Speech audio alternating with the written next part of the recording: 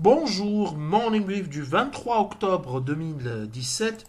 De l'actualité surtout pour les valeurs tunisiennes en commentant les indicateurs d'activité, mais également une, euh, une information sur l'inflation, de l'actualité sur l'inflation au Maroc. Donc on commence par le Masi sur la semaine et suit une perte de plus de 1,4% à 5,69% depuis le début de l'année. Pour ce qui est des variations sur la semaine, des plus importantes hausses et baisses, c'est-à-dire les tops et le flop de la semaine, Disway est plus 10,9%, HPS plus 7,10% qui reprend un peu de couleur, pareil pour aluminium du Maroc, plus 5,92% et Holmes plus 5,51%. BMCI parmi les bancaires continue son ascension à plus 4,55% sur la semaine. Pour ce qui est des baisses, Sahm Assurance, moins 10,9%, l'IDEC perd, moins 9,08%, Doha, moins 5,07%. On passe à un niveau attractif pour entrer dans Doha. Et donc, je pense que c'est vraiment un excellent point d'entrée pour Doha à ce niveau de valorisation.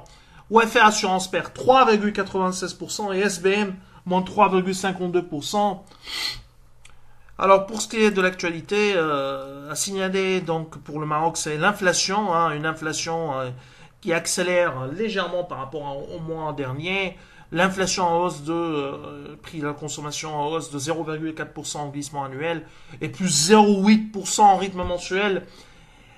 Alors l'inflation sous-jacente a connu une hausse de 0,5% en glissement mensuel et plus 1% par rapport au mois de septembre, c'est-à-dire si on corrige par les produits administrés et les produits à prix volatiles, nous sommes sur une inflation de 1% par rapport à l'année dernière. Globalement, il y a eu une accélération par rapport au dernier mois d'août.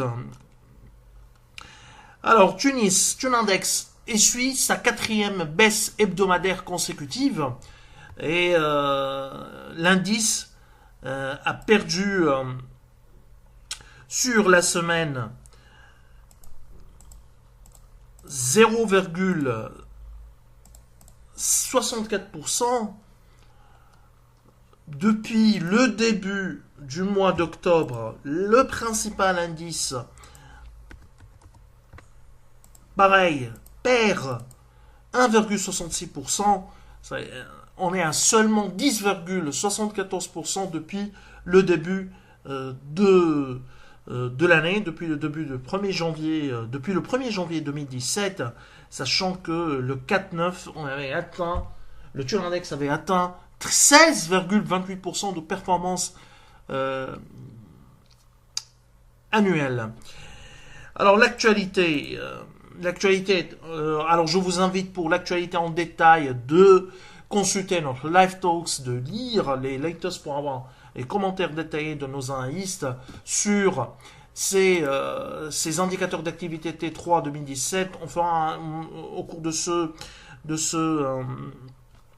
morning, je ferai un petit récap avec les principaux points. Alors, je commence par Tunis Ray, donc des chiffres en ligne avec notre scénario. L'effet de devise IA également touche également le secteur des assurances, notamment la réassurance, et avec une sinistralité qui a augmenté en Tunisie, mais également à l'international. Puis il y a l'effet devise, fait négatif. Bon, le taux de rétrocession sur les sinistres payés était élevé, et donc du coup la charge nette a été réduite à seulement 9,5 millions, mais elle est importante. Vous savez, les charges de sinistre du trimestre étaient à plus de 21 millions de dinars, contre 8,842 millions de dinars une année auparavant. Donc, on est vraiment sur un scénario en ligne avec nos prévisions. Probablement, vraisemblablement, Tunis Ray continuera à opter pour une croissance plus, disons, plus prudente, en privilégiant probablement la qualité des contrats, surtout pour l'effet devise et pour la rétrocession qui sera décidément coûteuse et qui va impacter les marges dans les années à venir, notamment en 2018. Alors, OTH, pareil, OTH, ce sont des chiffres surprenants, avec une augmentation des revenus de 42,7% par rapport à l'année dernière pour les chiffres de T3 2017, 174,7 millions de chiffre d'affaires. L'activité locale a fait ses preuves durant ce T3. Et nous, on a sous-estimé l'effet de la devise. L'effet de la devise se fait sentir d'une manière importante durant cet T3, où le dinar tunisien a perdu trop par rapport à l'euro, principale monnaie d'OTH pour l'export pour l'export réalisé par OneTech. Donc sur l'année, on est à plus 24,5% en rythme annuel, toujours soutenu par le marché export, plus 30,5%, et le quatrième trimestre sera encore plus important en notre sens. Donc nous allons réviser à la hausse notre potentiel sur notre modèle et potentiel donc et objectif de cours sur OneTech. Notre opinion vente actuelle, c'est pas une opinion fondamentale négative, mais en fait c'est que nous on pense que par rapport à ses peers, OneTech elle est chère et ça ne nuit aucunement à notre opinion positive sur le modèle économique de OneTech et sur le marché et l'environnement de OneTech et surtout la transformation de OneTech vers le segment à plus forte valeur ajoutée et à l'export, à savoir la mécatronique. Alors, pour les banques, d'une manière générale, les indicateurs T3 2017 font état d'une augmentation de la marge d'intérêt grâce à la hausse du taux directeur, l'effet hausse du taux directeur et activité de marché qui continue également à soutenir le PNB. Cependant, pour le ratio dépôt sur crédit, crédit sur dépôt, dépôt sur crédit, faut regarder cas par cas, banque par banque. Nous, on dit que vu l'effet Tijari Bank et Biat qui biaise un peu ce ratio, ce qui est sûr, c'est qu'il y a eu une dégradation de ce ratio témoignant d'une liquidité très serrée, extrêmement serrée sur le marché monétaire tunisien. Il y a peu de création de richesse d'une manière générale et a atteint des niveaux, un sens alarmant. Dans certains pays, certaines banques centrales limitent ce ratio à un niveau décidément, c'est-à-dire un cap, par exemple en Arabie Saoudite, qui était à 90% le ratio crédit sur dépôt, c'est-à-dire que tu ne peux pas accorder des crédits plus que 90% de tes dépôts.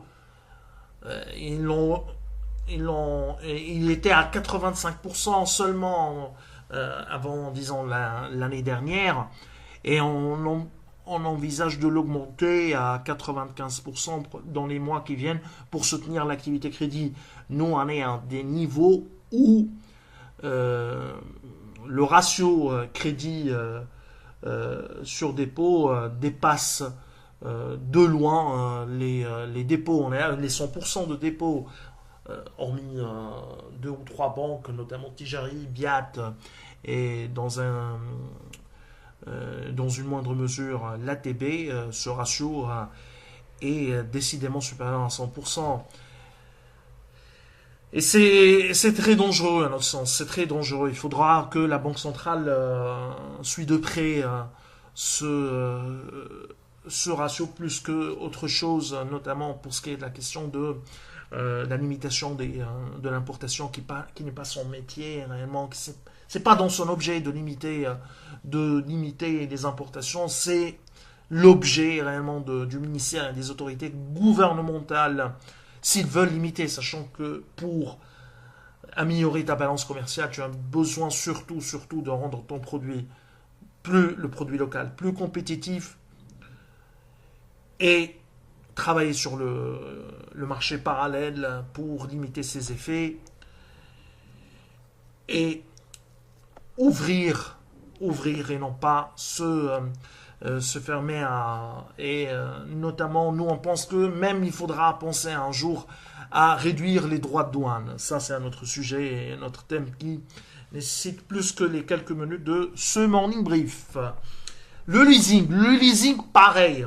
Alors juste pour les banques, je reviens, on vous enverra comme d'habitude un récap des indicateurs d'activité des banques sous format Excel. Alors, pour le leasing, ralentissement de la croissance durant ce T3 et surtout ce qui est le plus marquant, c'est le renchérissement du coût de refinancement. Pareil, c'est l'effet de la hausse des taux. Donc, et Tunisie Leasing continue de décevoir. Hein. Et on parle de l'activité locale parce qu'on n'a pas une idée sur les chiffres des activités algériennes et de l'Afrique subsaharienne. Pareil, nous vous enverrons un fichier avec les principaux chiffres de ce secteur dans les prochains jours. SFBT. Alors, SFBT croissance à un seul chiffre à 7,2, mais ce que les Anglais appellent plutôt un seul chiffre, mais près de 2, on est à près de 2 chiffres à 7%. À 197,886 millions de dinars pour le chiffre d'affaires trimestriel. Et ce qui est tiré essentiellement par le segment bière avec une progression à 2 chiffres cette fois-ci, de 21% à 125 millions de dinars. Ça, c'est l'effet Ramadan décalé au T2 2017. Donc il n'y a rien de particulier au niveau des indicateurs de CVT qui attire notre attention, sauf probablement un fait, ce qu'il y a eu toujours la hausse des quantités vendues pour la branche bière, mais les boissons gazeuses continuent de souffrir et l'effet prix se fait sentir en se disant et influent surtout au niveau des boissons gazeuses à l'export. Malheureusement, SFBT ne donne pas de détails sur son export pour savoir ses marchés de destination de ses ventes de boissons gazeuses à l'export. Donc sur l'année, il y a eu une augmentation de 7,7% à 439 millions de dinars. Alors, Simpar et Sokna pour l'immobilier, pour Simpar et Sokna, sa filiale, Sokna, on a presque les mêmes constats, un bon T3 en termes de vente du moins, et avec amélioration de l'EBITDA pour le cas de Simpar, mais également de Sokna. Il devrait réaliser nos objectifs, pour le cas de Simpar, un chiffre d'affaires de presque 14 millions de dinars, et pour le cas de Sokna, plus de 16 millions de dinars. Quoique ce dernier trimestre pour Sokna est un peu décevant, on s'attendait à une vente encore plus importante, mais vu les difficultés du secteur, on prendra avec avec optimisme et positivisme les chiffres de Sokna, mais ça reste d'une manière générale, c'est-à-dire des résultats et des chiffres modeste pour de tels actifs, pour les actifs et les stocks en possession ou en détention de Simpar et Sokna. Monoprix, un autre bon trimestre pour Monoprix. Les ventes T3 ont progressé de 7,3% à 151 millions de dinars et amélioration de la marge commerciale de 14 points de base à 18,7%. Sur l'ensemble de l'année, la croissance des ventes s'établit à 5,29%. Et la marge commerciale à 18,6% en amélioration de 110 points de base à 18,6%. Donc globalement, ce sont des chiffres pour ce qui est de l'activité, du moins ce qui apparaît au niveau des chiffres individuels. C'est un bon trimestre, quoique il y a eu augmentation des charges de personnel vu les accords et la convention collective pour le secteur distrib au commerce. Et ce qui est sûr, c'est qu'il y a eu une amélioration de Monoprix, meilleure une croissance meilleure par rapport à AMG et qui est également sur des marges commerciales inférieures. Il y a eu croissance cette fois-ci pour MG sur ce trimestre, 3,8%, mais sur l'ensemble de l'année, la croissance est modeste, 1,2%, alors que le taux inflationniste, le contexte inflationniste est très bon pour, normalement, est propice pour une croissance, pour une bonne croissance pour le secteur de la distrib, chose qui a été faite par Monoprix, par AMG à degré moindre, dans une moindre mesure. Et la marge commerciale reste à 17,6%, en amélioration par rapport à l'année dernière, mais c'est un niveau qui est globalement bas. Il faudra penser à une marge commerciale à plus que 20%. Il faudra revenir à une marge commerciale à plus de 20%. Donc, alors il y a un autre secteur, et notre secteur qui suscite des inquiétudes. Hein. C'est décidément, on est la concession automobile qui connaît décidément des difficultés en apparence. Il y a de la croissance, effet prix bien sûr, et récupération sur les quotas de l'année, mais durant ce troisième trimestre, il y a eu effondrement de la marge commerciale pour le cas de 500 points de base en un trimestre. C'est vraiment un chiffre impressionnant. Et la situation devrait se dégrader encore ou se détériorer dans les prochaines semaines et le prochain trimestre, disons, tant que le dinar continue son effondrement, un contexte fiscal et douanier qui également devient de plus en plus dur. Donc, nous, on a réduit nos prévisions sur la concession automobile au mois de juin. On va encore vraisemblablement réduire nos objectifs, surtout en termes de marge, vu que l'effet du dinar l'effet de la dépréciation du dinar a dépassé nos attentes. Alors, juste un petit mot avant de clôturer, c'est par rapport aux variations de la semaine pour les titres. Alors, UADH accuse la plus importante baisse, 5,65%, Star, moins 4,49%, Simpar, moins 4,10%, qui paie un peu la question de la TVA sur l'immobilier dans le cadre de la nouvelle loi de finances ou la loi de finances 2018.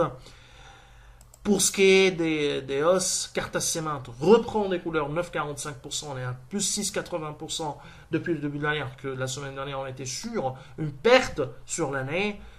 Et le troisième trimestre globalement est bon pour Cartas Cement.